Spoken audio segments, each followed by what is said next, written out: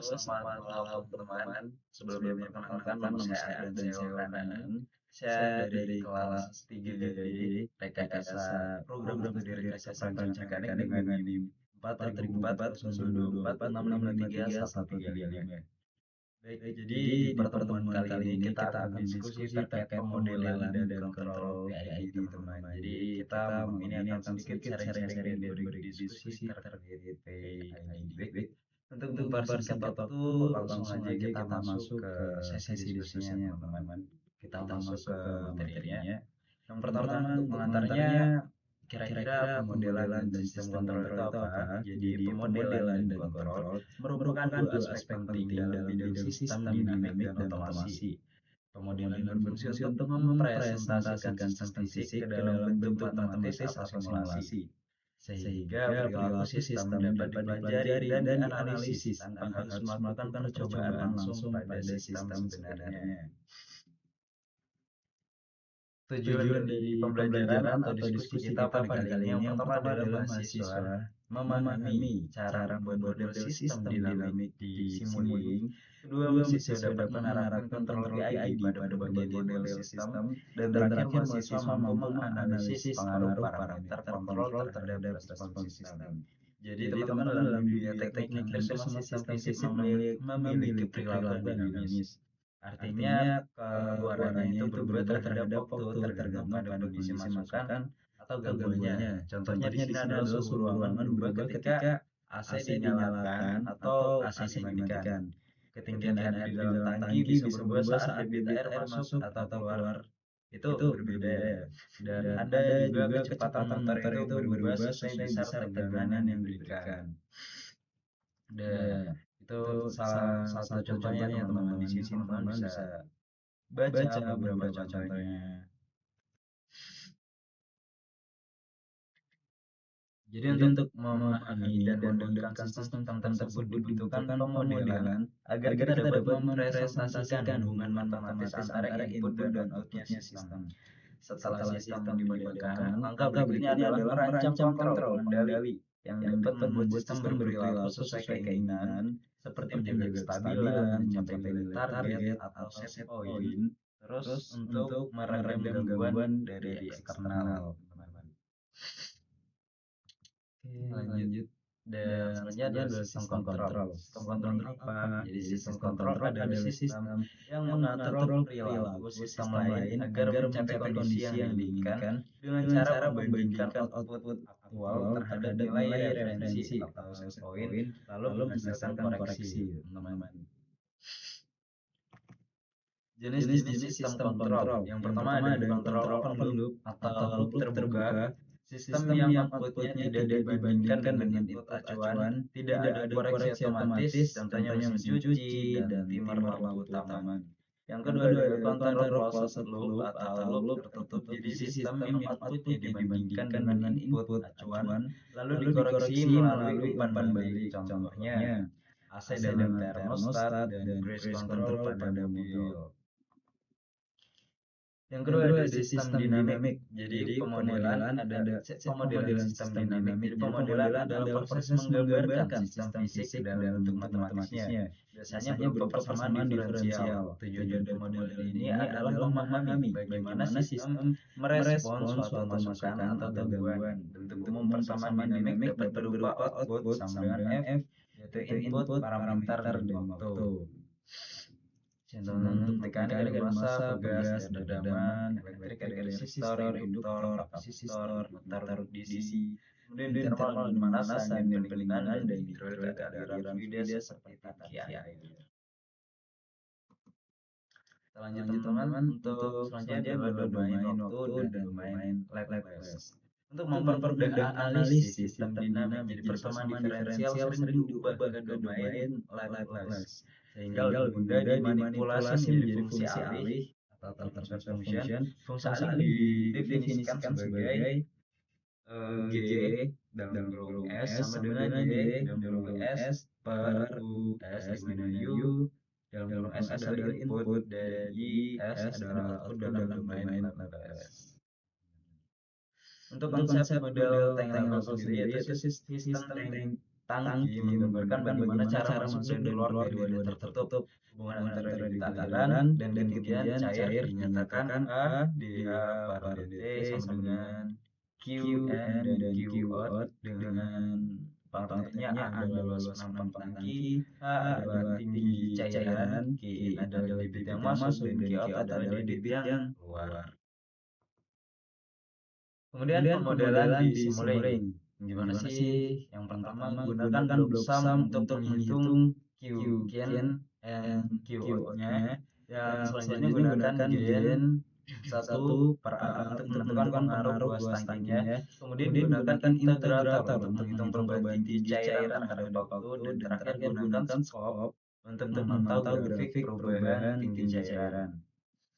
Untuk model mass spring damper untuk konsep sistemnya sendiri yaitu menggambarkan hubungan antara gaya, massa, pegas, dan peredam. Persamaan geraknya yaitu mx tambah bx tambah kx sama dengan f kali t. Kemudian pemodelan di Simulink-nya yang ada sum. Jadi sum ini adalah menjumlahkan gaya, kemudian gen 1 per m untuk menghitung percepatan. Integrator 2 kali mendapatkan kecepatan dan posisi, dan skop menampilkan grafik posisi terhadap waktu.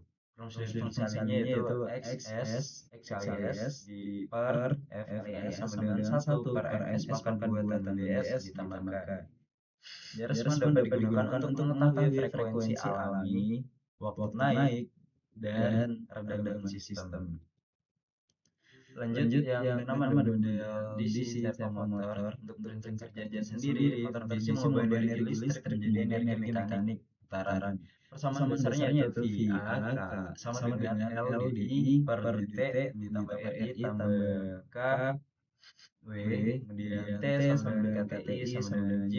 Gitu ya teman-teman bisa baca rumus di sini untuk model Simulink. Integrator untuk menghitung kecepatan dan posisi, gen untuk parameter KT, KB, J, B, R, L, skop untuk menentukan respon kecepatan motor, dan untuk rumusnya. Ini untuk prinsip kerja. Jadi PID terdiri dari 3 akses kontrol. Yang pertama ada PID. P-nya sendiri yaitu proporsional, yaitu untuk mempercepat respon. I-nya adalah integral. Jadi integral ada untuk menghilangkan error steady state. Kemudian ada derivatif untuk memperbaiki kestabilan. Dan juga fungsi dari Simulink. Caranya adalah menggunakan blok PID controller yang biasa diatur nilai KP, KI, KD secara manual atau otomatis. Yang selanjutnya adalah penerapan pada sistem tingkat level. Jadi tanpa kontrol, yaitu sistem lambat dan error tetap besar. Kalau dengan kontrol PID di sistem, maka akan lebih cepat, stabil, dan error steady state-nya kecil. Kemudian ada quarter car model. Jadi model quarter car menggambarkan seperempat bagian kendaraan. Tujuannya adalah menganalisis getaran kendaraan saat melintasi permukaan di jalan. Untuk komponennya sendiri itu ada MS yaitu massa kendaraan, MI massa roda, KS massa suspensi, CS roda suspensi, dan KT kekuatan ban. Dan untuk persamaan geraknya yang teman-teman rumusnya teman-teman bisa lihat. Oke, kita lanjut. Nah, nih teman-teman, saya sedikit menjelaskan terkait beberapa gambar yang ada di sini.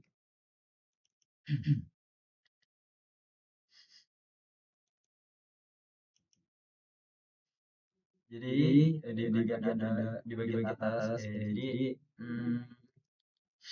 bagian atas jadi sistem menggambarkan pengaturan ketinggian cairan di dalam tangki dengan aliran masuk dan keluar.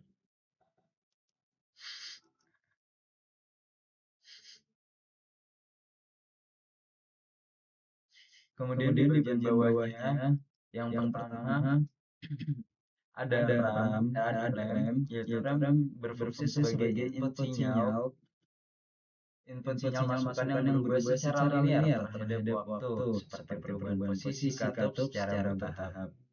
Kemudian ada gain di sini yaitu menambahkan koefisien katup dan mengonversi sinyal sudut katup menjadi titik yang keluar. Kemudian ada summing point. Summing point di sini yaitu menghitung selisih antara debit keluar Q2 dan debit masuk Q1-nya. Kemudian ada gen 1 yaitu melambangkan, jadi gen 1 melambangkan luas penampang tangki atau A, dan juga digunakan memberi selisih debit menjadi laju perubahan ketinggian cairan. Kemudian di sini ada derivatifnya yaitu menghitung turunan waktu dari tinggi cairan. Biasanya dipakai untuk mendapatkan laju perubahan level cairan teman-teman, sehingga bisa dianalisis stabilnya. Terus ada gen 2 atau R. Jadi di sini gen 2 atau R itu melambangkan resistensi hidrolik gitu. Dan juga ini menunjukkan hubungan antara input debit dengan output levelnya. Kemudian ada skop, di mana di sini berfungsi sebagai alat pemantau untuk menentukan hasil dari simulasinya. Dan dari sini teman-teman, jadi sistem ini memodelkan hubungan antara bukaan katup dan tinggi permukaan cairan dalam tangki. Sinyal rem dari sinyal rem itu mewakili perubahan sudut katup, kemudian gen kV mengubahnya menjadi debit yang keluar, kemudian perbedaan debit masuk dan keluar diolah oleh gen A dan R untuk mendapatkan ketinggian cairan. Skop di akhir digunakan untuk memantau perubahan level airnya terhadap waktu.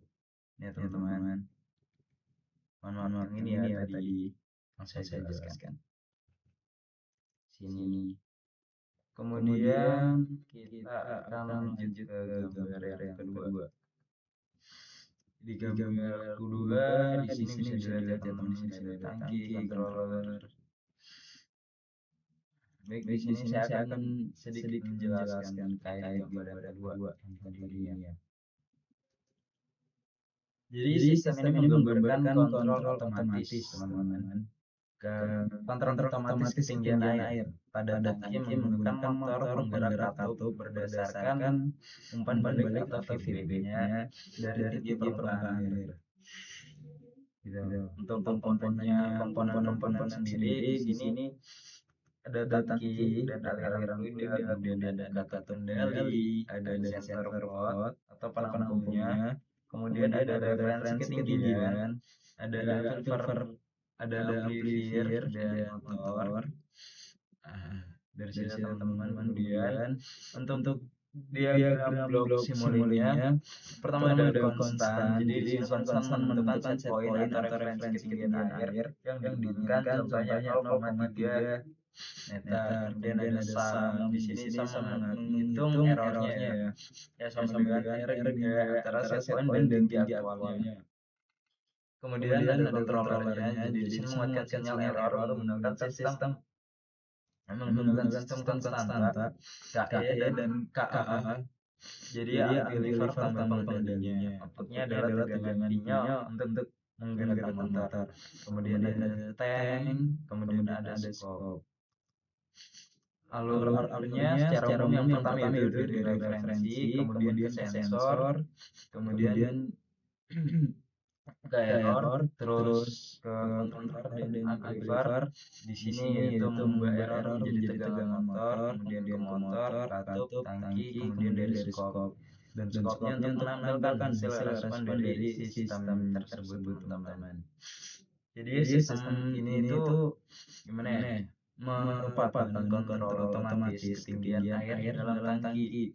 Jadi nilai referensi ya set point dibandingkan dengan tinggi air aktual menggunakan sensor float. Selisihnya menghasilkan sinyal error yang diperkuat oleh amplifier dan dikirim ke motor penggerak katup. Jadi motor mengubah suatu bukaan katup sesuai kebutuhan sehingga debit keluar berubah dan ketinggian air bisa stabil di level yang diinginkan. Di sisi link persis ini dimudahkan dari input referensi, controller, hingga sistem tangki dan hasil responnya diamati melalui skop. Jadi begitu teman-teman. Jadi ini ya saya kira tadi apa yang dijelaskan kayaknya udah termasuk. Jadi mempersingkat waktu saya akan langsung bacakan sumber yang saya dapat dari materi yang pertama dan modern engineering. edition dari Katus Kau Koordinasi Control System modul E3145 sama kekeman dan Nervivila dan teman-teman di sini bisa baca selanjutnya ya, sumber yang saya dapat. Mungkin teman-teman di sini juga bisa menjadi referensi dari sumber-sumber ini untuk bisa berdiskusi atau belajar berapanya. Kemudian kesimpulannya yang pertama, pemodelan sistem dinamik memungkinkan kita memahami perilaku sistem sebelum implementasi nyata. Terus simulink memudahkan kita dalam melakukan pembuatan model dan simulasi sistem kontrol tanpa menulis persamaannya secara manual atau kontrol PID terbukti efektif untuk memperbaiki kinerja sistem dan mengurangi error steady state. Dan model seperti tangki cairan, aspiring damper, motor DC, dan suspensi kendaraan adalah contoh nyata penerapan teknik kontrol dalam sehari-hari. Oke, mungkin itu aja teman-teman yang dapat saya sampaikan.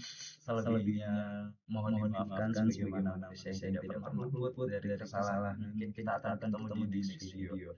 Ini itu aja yang dapat saya sampaikan teman-teman. Terima kasih. See you.